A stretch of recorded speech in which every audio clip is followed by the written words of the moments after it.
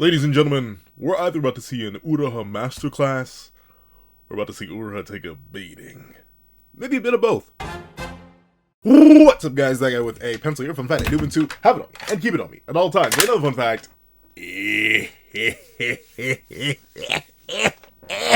Always forgetting he has green hair.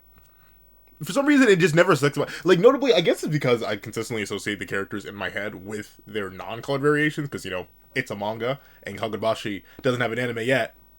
Not yet.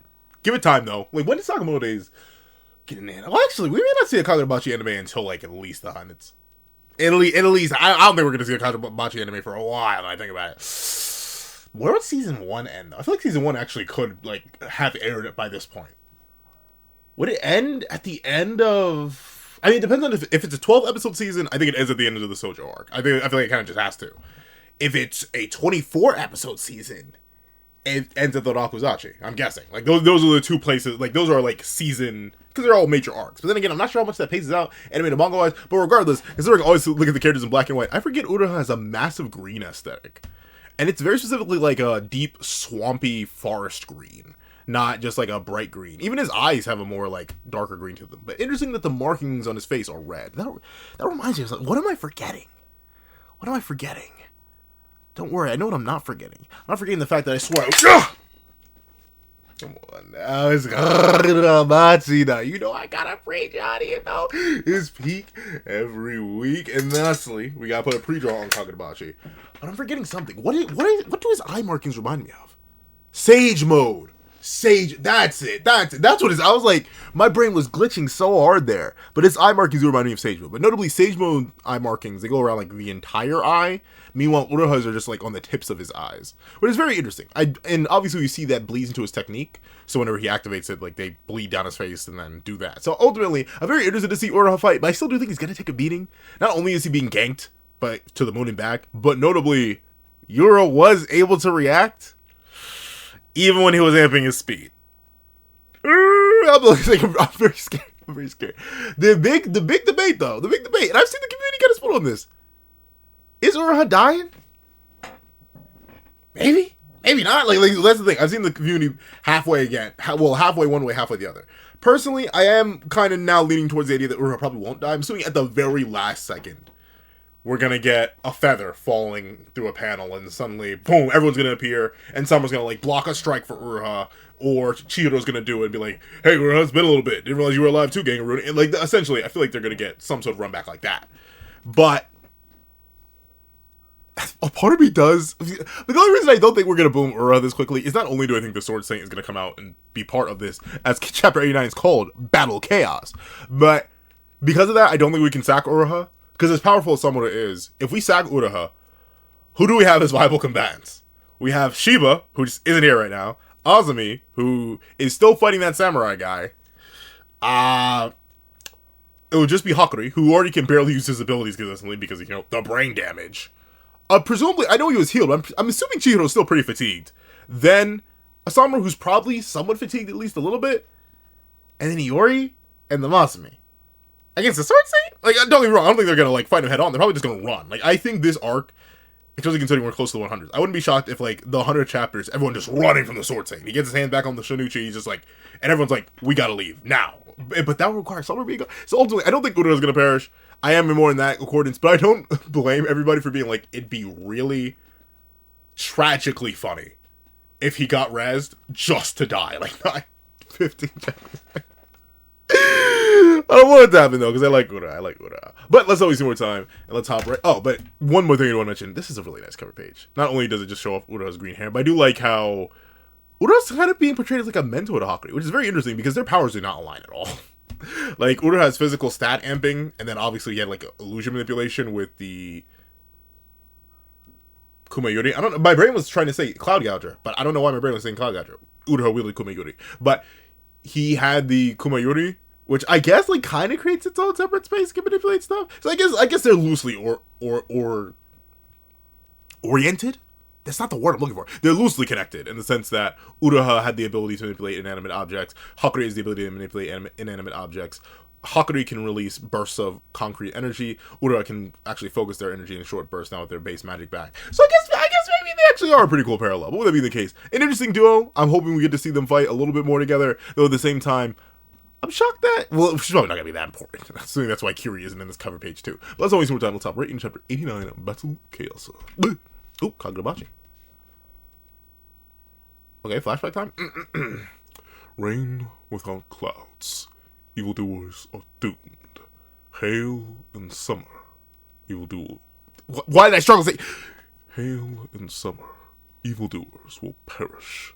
Thunder without black clouds. The sound of evildoers meeting their demise.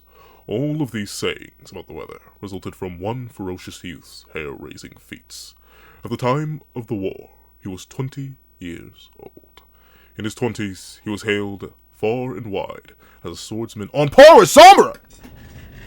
Wait!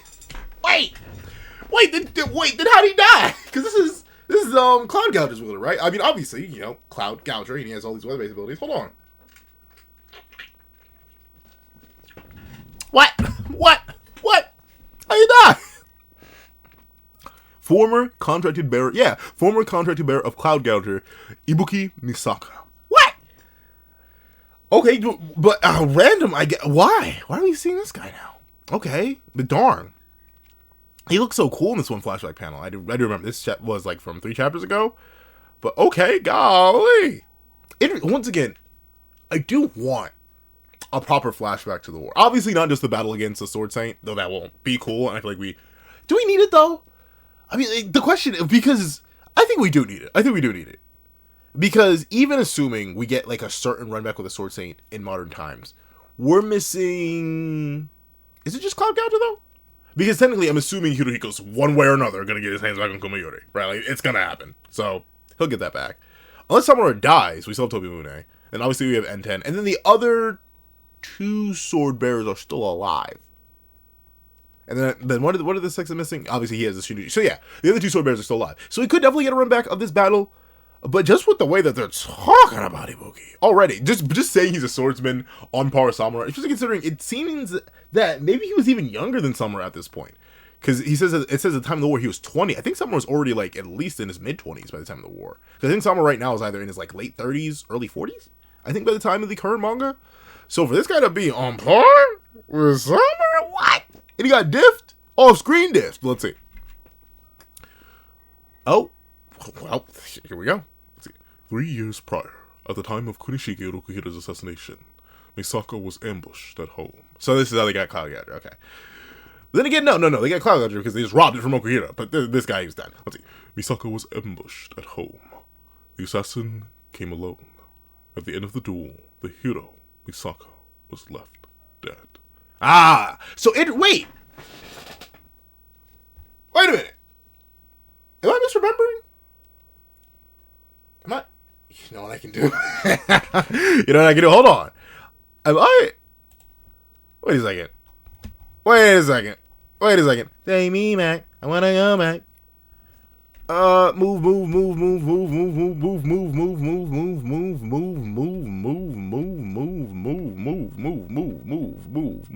Move. Okay.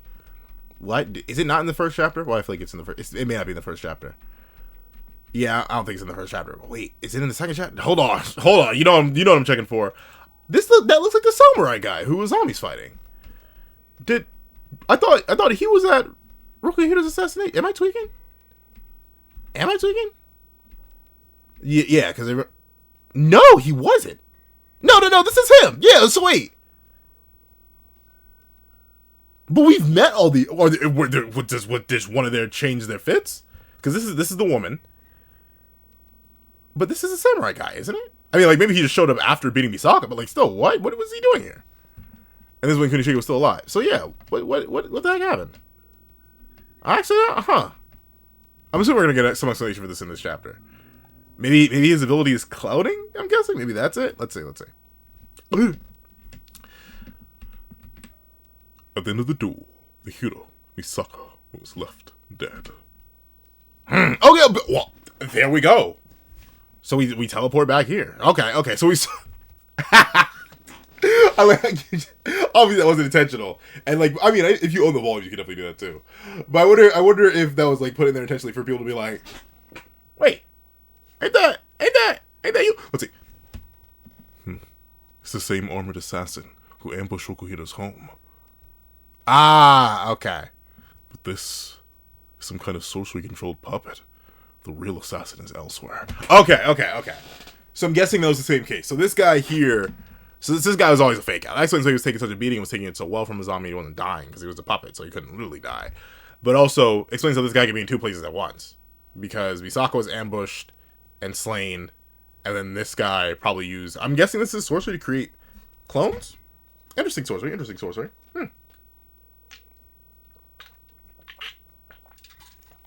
My apologies. Let's see. The real assassin is elsewhere. But like, where though? Because we've seen everyone else. We have we have like at least general statuses of the other 9 Hishaku. So I do actually wonder where the guy is. Let's see. He's at a smoke shop. Okay, let's see. But what voice do I give this guy? I actually don't know. The assassin who slayed a man who was on par with Samura. Let's see. Executioner is tough. Can't handle him with a puppet. Okay, so this does seem to be a sorcery. Or at least maybe it's someone else's, but I feel like this is him. Because he was able to read what happened to the puppet that he was like, he couldn't tell. He was able to tell what happened to the puppet well after it died. Or at least as it dies. Let's see. This executioner is tough. Can't handle him with just the puppet. Hey, give me some ciggies, Granny. An assignment. Oh, okay. So this is a two for one stop. You get something to light up with, and at the same time, looks like you can get a little dirty work here. Especially this guy would be here. But I wonder why he's not with the rest of the Hishaku. I mean, maybe it's just a safe play. Maybe he can't be too close to his puppet. Let's see. The Senukai gang is looking for personal security. Oh, all right. Can I get a light too? Okay, so this is probably how the Hishaku get most of their people.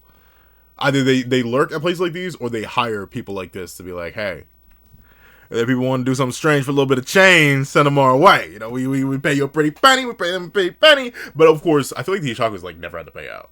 Because like every single person, like have in any of their like mass raids, especially the ones who've used Datsensaki, have any of the random far we saw survived? I feel like they all died. I think the Hishaku is like has super fat coffers because they never have to pay out. Well, let's see. Can I get a light too? Wait, no. I got you. Oh, thanks. Oh, he's gonna light with his sword? I thought your sorcery was puppets. Let's see. You. Oh, interesting. Oh, okay, so he looks like because at least maybe this is him unsheathing it, and then this is him resheathing it.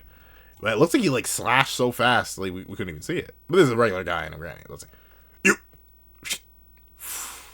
You. Yep, and it did light it. Oh, did you? Oh, yo, why this guy? Yo, where? I don't have like a remote. I just have actually. I don't have a remote, but whoa, I do have this remote here. And while this remote doesn't have one technically, hold on. I'm gonna we'll dust this off a little bit and throw a calm little. You see that button right there? See that button right there? Pause on the next statement I'm about to make. But yo, why is this Hishaku guy kind of handsome? Just like the stash, the jawline, even the hair. Yo, why is this guy? He gotta have a looker. I ain't gonna lie to you, Misaka. You lose to a baddie, bro. Let's see. Did you draw your katana just now? No. How did you light? Good question. Yeah, but now I want to give him a little more like that isn't a voice that matches. Hold on. Let's see. Ugh. Okay. He's fit, but like, am I tweeting? You know, I don't have fashion standards. I don't think I have look standards. Like I don't know about y'all. This guy, he well built too. You see the shoulder popping out? Yo, he's kind of built like that. Like, why he low-key mogging me right now? It's been a while since I've been so hard, like viciously mocked by a manga character. Oh, he's in a little first day, like he knows he's good looking too. He's winking like. Well, actually no, he winked because the guy asked, "Did you draw your katana?" Nah, you know he's like. Let's be for real, okay. You know how I lit that thing. But that actually is very, like, obviously, I'm not actually a swordsman. And I won't use this because it's a gladius. But He has a katana. I own a couple katanas. So, like, for reference, especially from where the blade is on his left hand. So, and let's see, did he use both hands? Yeah, he did have his hands on. He did use both hands. So, for reference, the motion he likely had to complete faster than the guy could see him complete was at best like, let's assume he didn't readjust his grip, right? He had his hand on the blade, he gripped, and he just swung upward. He would have had to hit this entire motion, and he's standing. So we'll use the chair as like the stand of the smoke shop. So in fact, we'll stand over here considering, because he's leaning on something. So he's leaning. Actually, no, he's leaning on with his left. He's leaning on his left. So is the blade on his? No, he's leaning on his left, but the blade is also on his left. So he would have had to complete this, and the reason I say he probably needs to, like, unless he's holding the katana upside down, it doesn't look like he is. In order to get a slash off, unless he's slashing with the blunt back part of the blade, he would have had to complete like a motion like that. Like, essentially, he would have had to hard unsheath, slash the SIG itself, which he does seem to do. He does seem to hit it with an up slash. He doesn't do a down slash. So he must have unsheathed like this, lit it, and then instantaneously put it back to the point where the guy could not discern that he drew the katana at all, which is like insane. Like even just like a basic motion like this, right?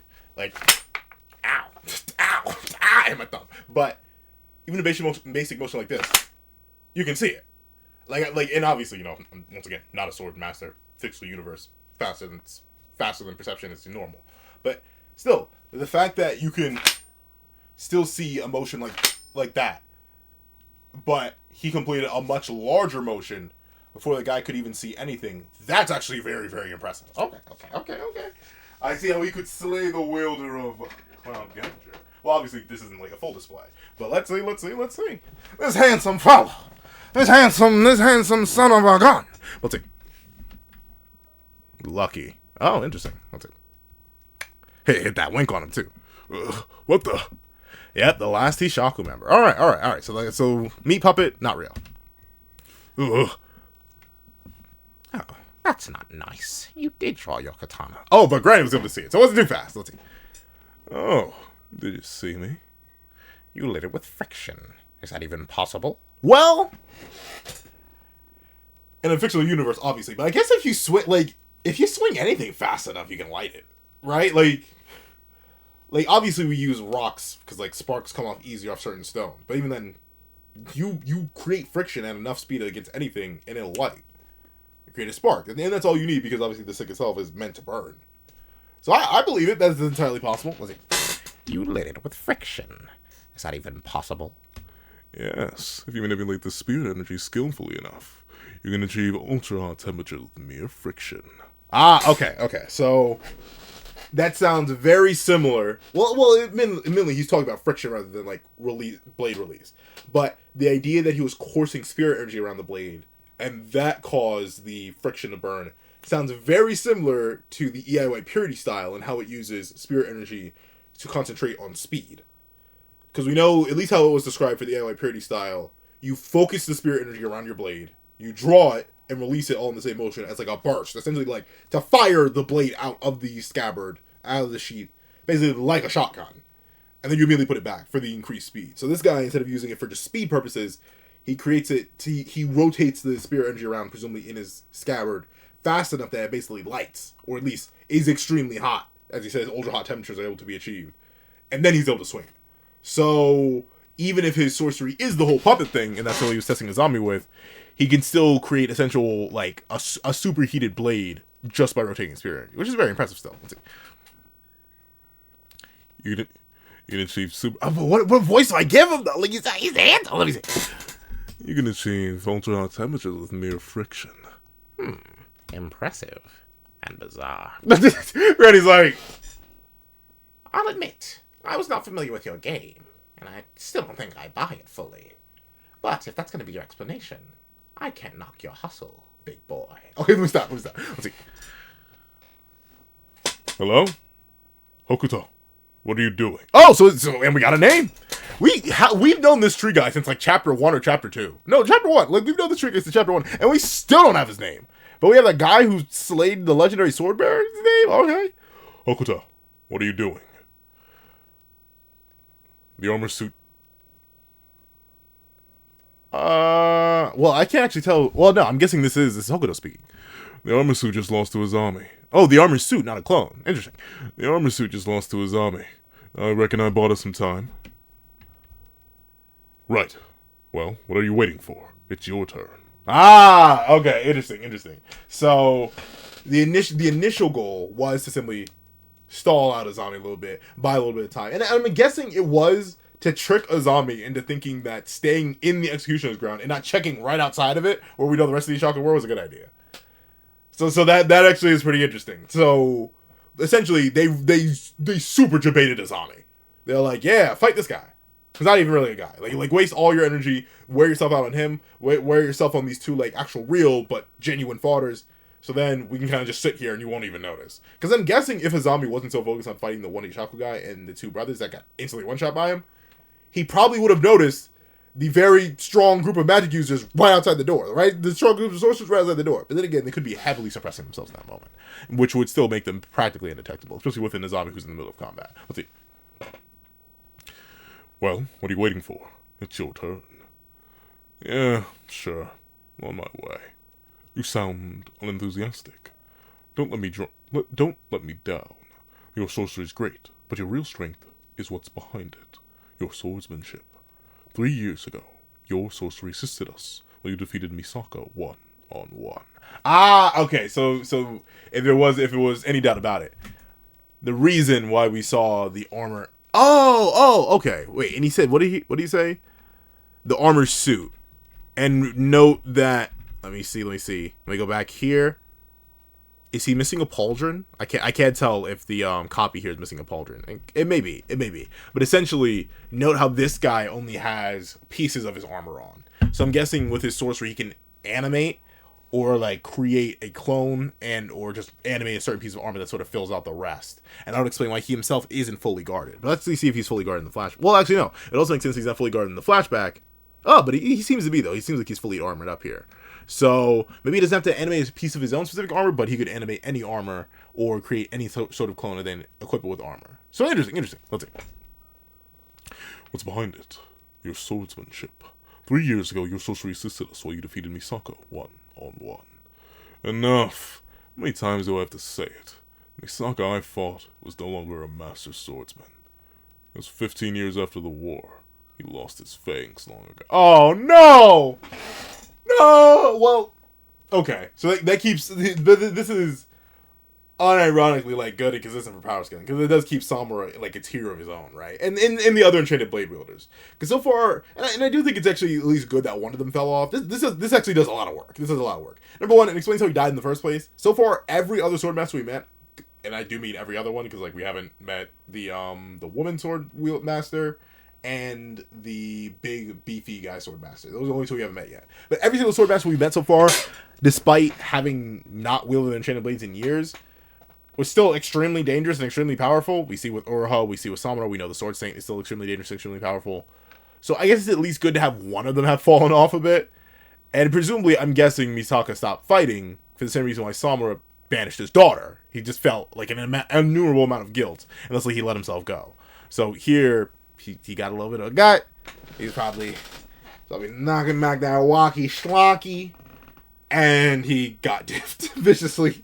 So ultimately, Hokuto's like, man, that doesn't count.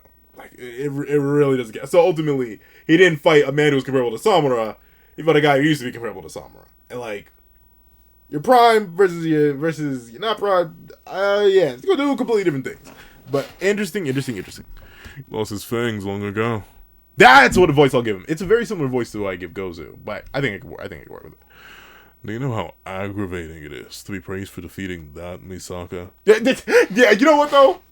I get that. I get that. It's just like if you have certain high expectations of somebody, and like you're hyped up very specifically against them, I'd be a little bit disappointed too if they were fodder. Like, I remember there was one time specifically when people first found out I played fighters on the campus I was going to. they were very specifically like, oh, you gotta fight this one guy, you gotta fight this one. Like he's top tier, he's good, and he uses all base game characters. I was like, oh, okay, so he's been studying tech for a reason. And I'll never forget, he was literally using a generic team, just straight up a generic team. But I get it, they stick with the basics. It was Super Saiyan Gohan, Super Saiyan 2 Team Gohan, Goku, Super Saiyan Goku, and Super Saiyan Vegeta. Real simple team, but real strong. Goku as the anchor. I think it was Goku as the anchor, Vegeta as the mid, and Gohan on point. He was a good player, but he never beat me. Like the way he was hyped up, you thought this guy was gonna whoop me, and like, no, I beat that guy playing random characters after the first few rounds. I was like, oh, you aren't really comp, dog. Like you were hyped up for no reason. And his friend came along and he whooped me. So like, I guess they were just hyping up the wrong guy. But regardless, but that guy used DLC characters. So like, I don't know. And I'm not saying that's an excuse. Your boy's team is also. I'm a DLC abuser too. Like the only base game character on my team is that, or my one base game main is like Trunks.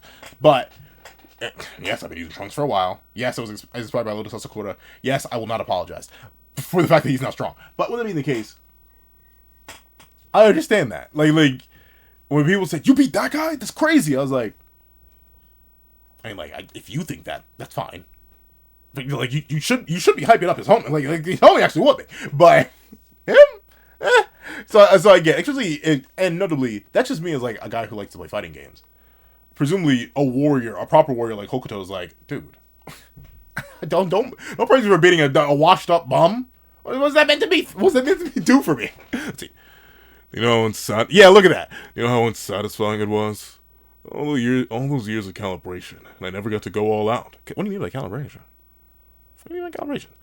Since that day, I've been starved for a real duel. And that's why you're not motivated. There's nobody interesting at headquarters. Oh, wow. Interesting. So he doesn't even think Azami would be calm. Very interesting. Very interesting. Once again, it's really hard to tell the Hishaku's power level. It did not help that Ura basically one-tapped supposedly their strongest fighter. And with Ura saying the kid's their strongest fighter, then I'm guessing Hokuto isn't. But once again, Ura could just be lying to psych the kid out. How'd you tell? We know it wouldn't be the first time that Ura lied to a kid's face about their potential to hype him up. Here we go. My son. He's still harmless. And lost his sword. But, with it being the case, interesting. I wonder, now I do want to see him fight Azami. Let's see. What about Shirakai's grandchild? What? A little girl? Darn! Everybody just dump it on Kiri, dog. But then again, I will agree, someone pointed out last review, like, Kiri just feels mad random as an introduction. And technically, she isn't, because I know we saw that panel of her before with the other Elite Squad, so like, technically she's not random. But I do agree, like, my one critique of last chapter is that Kiri's introduction and her backstory really, like they kind of, like, shoot the pacing in the foot, at least a little bit. So, I don't know, I agree, that did feel mad random.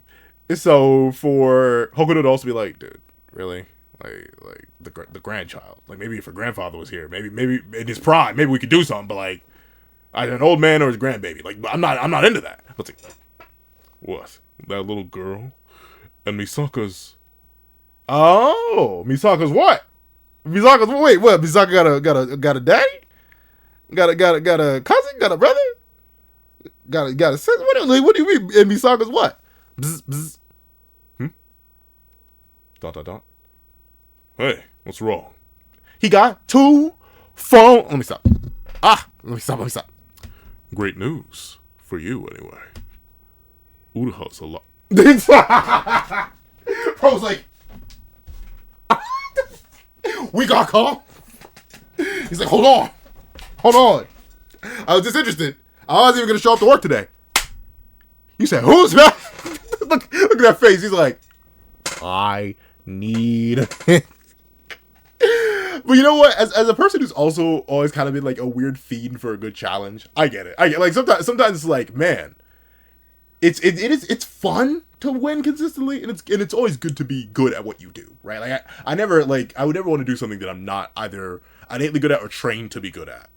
But you know, it gets a little boring if you go on challenge. So I bet this guy's like, Ura, one of the 2 masters of the anime purity style, Ura, war hero Ura, he's alive. He's like, wait a minute. Let's see. Uraha's alive. What? Where? He's battling Ura and the guys inside HQ. You'd better hurry. Why? Because yours gonna boom Uraha? Please don't. Please don't. Let's see. Ura! See ya, sweetheart. Oh, stop it. Okay. So looks like we got a little bit of calm. Just the slightest bit of it. Okay. Let's see. How's he gonna get? I mean, is he gonna teleport in, or does he just have to run to headquarters? How far away is he? Let's see. Who's this guy with the headphone? Oh, is this Misaka's something? I'm guessing. Possible. Look, seemingly just by the build and the hair color, it seems like possibly an uncle. Mitsuhide Akatagi kill. Is that a reference to something? I don't know. Kabanomi headquarters, underground level 3. Does he not know what's happening? Does he generally not know? Well, I guess. Was there not like a wide alert? I'm guessing this guy, who's probably like, I'm assuming Misaka's brother, just based on like the hair color and the fact that the tree guy just mentioned him. Like, did you not like hear anything? Did they not broadcast down to the level 3 training room? Let's see. Interesting logs. Oh, and he's a dual wielder too. Okay, let's see. All right, and he sliced and diced the logs. All right. I see a little bit of motion. He's just vibing out, slicing and dicing. Yo, why he hitting the? I forget the character. It's a dual wielding character from Fire Emblem. Not Ryoma. I'm thinking, is it from Fire Emblem? I think it's just because I've consumed Fire Emblem content recently. There's a character who I think of like hits this pose, where it's literally one sword on the shoulder, other sword tightly gripped in hand. I'm forgetting what it is though. It's not from Magi, is it? No, I don't think so. I feel like I remember. Does Magi even have any dual wielders? Off the top of my dome piece, I actually can't think of any. I know there are people who wield like multiple Jins, but I don't think anyone is like specifically like a dual wielder. Interesting. But all right. Okay. So this is the little brother of Misaka, I'm assuming. Let's see. My big brother and I were born 2 years apart. In our hometown, we were undefeated. My big brother would smash the guy on the right, and I destroy the guy on the left. Together, we were unbeatable. Okay, so I get this is. I'm a little. I mean, it's interesting to set up these two guys, but I actually was kind of excited. This is like the second time I feel like I'm getting like teased. Like you can't open up with a gorgeous color, admittedly a very gorgeous color page, of these two hyping up and getting ready for battle and call the fight Battle Chaos. But so far we haven't really gotten much battle or chaos. And we're introducing like two, well, not new characters, because obviously we've known about this guy. We know about Hokuto for a while now, if only indirectly.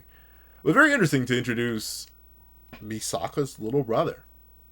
All right, I mean, I wish we could have seen a little bit more Uruha versus Yura, or everyone else, like what's up with Hagura, like I don't know. We're putting to cut, but I guess we're doing this. All right, let's go. Let's see. Together, we were unbeatable. We were gifted sword fighters. When the Seisei War began, we headed to Tokyo, and before long, my big brother was selected to wield the Cloud Gouger Enchanted Blade. Ah, interesting. So he was selected to wield it, not personally by Rokuhira though, or at least maybe he didn't know. Well, no, not personally, because presumably Rokuhira assigned all the blades to each wielder, right? I make sure that was a plot point. So in that short period where they didn't even know Rokuhira that well, he still was like, yeah, I want you for Cloud Gouger. Very interesting, very interesting. Together, we were invincible. I went to the battlefield too. They chose the bearers and said, but when they chose the bearers of the enchanted blades, Ura, you're the right man for this sword. Oh, okay. So Kunishige did directly assign it. Just like I do remember that being a plot point. Interesting. All right though. So yeah, Kunishige got picked over the brother. Let's see. It was the final sword, parted from the Shinichi. The guy who was chosen for Kumayuri was a newbie of the white purity lineage. He was 17 at the time, 1 year younger than me. Ah, but he was better than you though. He was better than you. And you know what? I can't even blame him. Sometimes you do begin jump scared by the youth. And I say that like I'm not a youth. Like, okay, I am getting pretty old though. I mean, like I'm not an older gentleman. I'm not at midlife just yet, but I'm relatively older. But it is kind of crazy whenever you see someone younger than you, especially in like direct competition, just surpass you. Like it's not. If anything, it's inspiring to some degree, but at the same time, it would be massively humbling, especially if my older brother got it. But I very specifically did. That would also make me grit my teeth a little bit. My brother said, "That's how it goes. In this world, the slightest mistake can... Or no. In this world, the slightest weakness can spell defeat. And you know what? It is true. It is really true. You make one wrong move in interaction. You choose one wrong dialogue choice, and you can lock yourself out of that tree forever.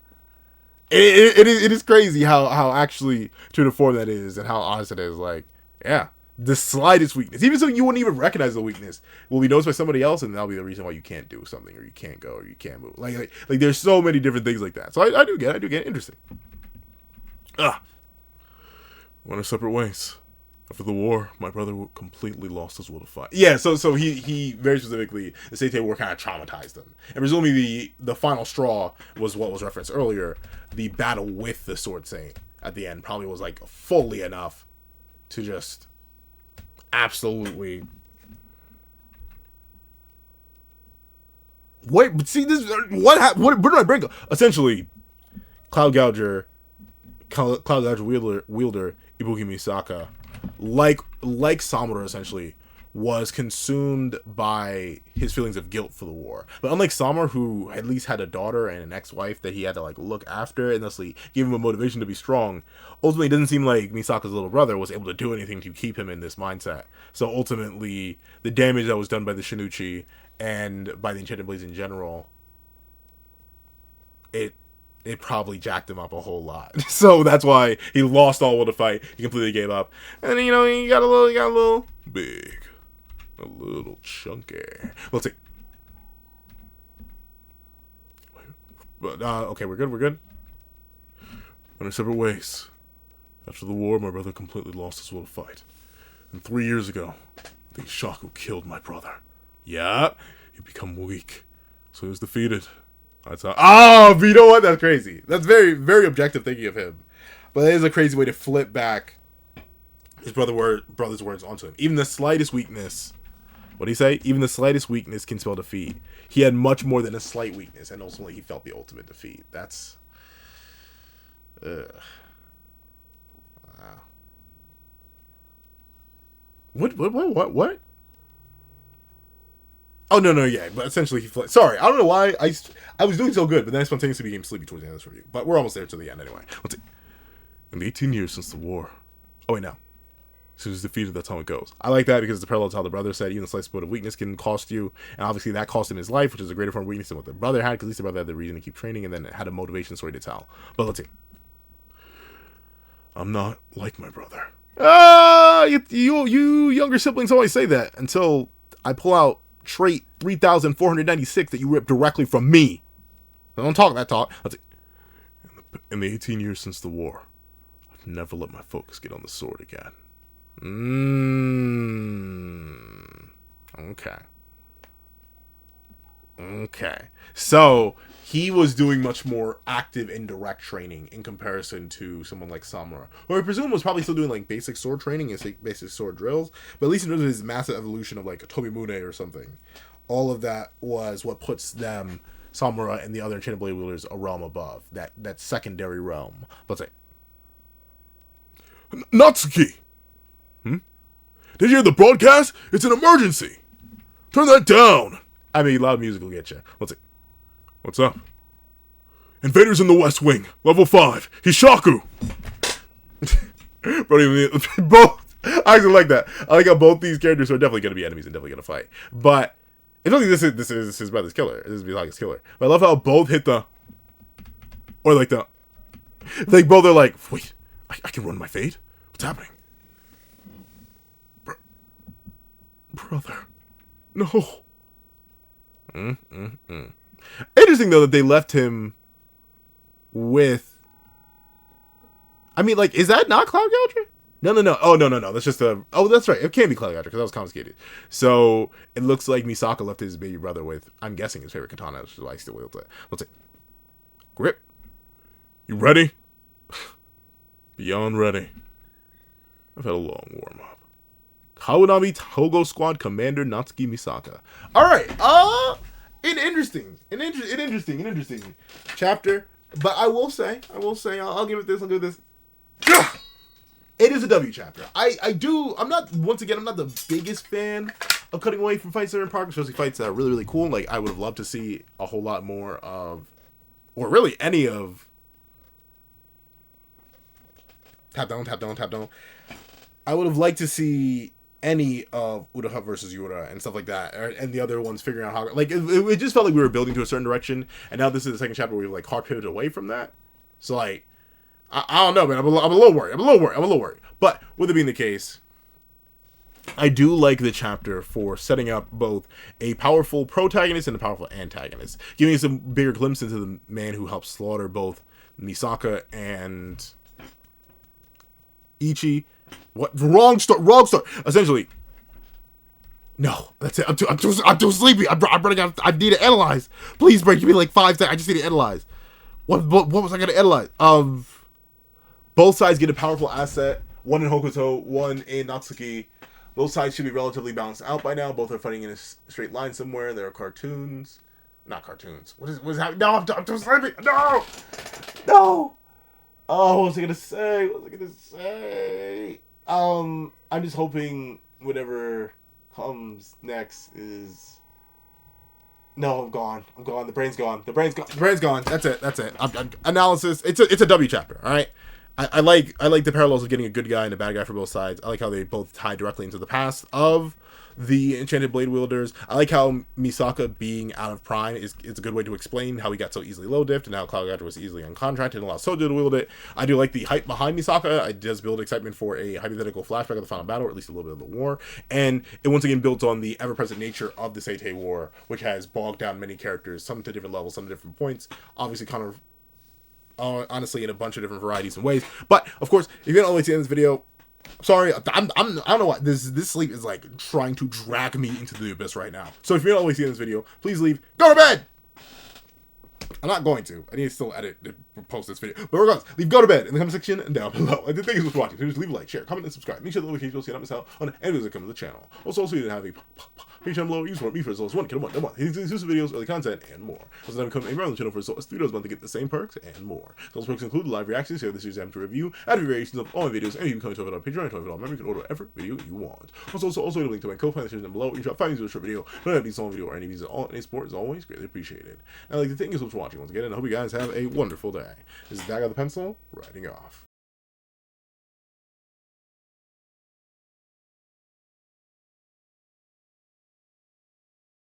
I would like to give a thank you to our sketch tier members: Eternal Flame, Rebel 4765, Astro, Glacier XZ, Zara, Brandon Payne, J2MA, Guillaume, Buddha Uda, Alex Kenny, Enzo, Plant Crone, G Prosper, Swift Strike, Strikeman, and Autumn Mornings Lazo, Kree Panem, Super Flame Zero, Yuki Ally, and Azo2404. Then I'd like to give a thank you to our line art tier patrons: Sean, Midnight Lord 21, Kevin Encarnacion, Dread Zoen, A+A, and Victor Raji. And then I'd like to give a thank you to our ink tier members: Austin Wimberly, A Uchiha, and Shrimpo the Shrimp. With a long, juicy, thick, hefty thank you to our digital art tier members: J Warrior and AZ Void. And I'd like to give a thank you to our colored art tier patrons: Joaquin Munoz and Joaquin Munoz. With a final Ganshuin legendary super grumdeliumptious thank you to our glorious, legendary, handsome, costume glazing king, Calvin Elder.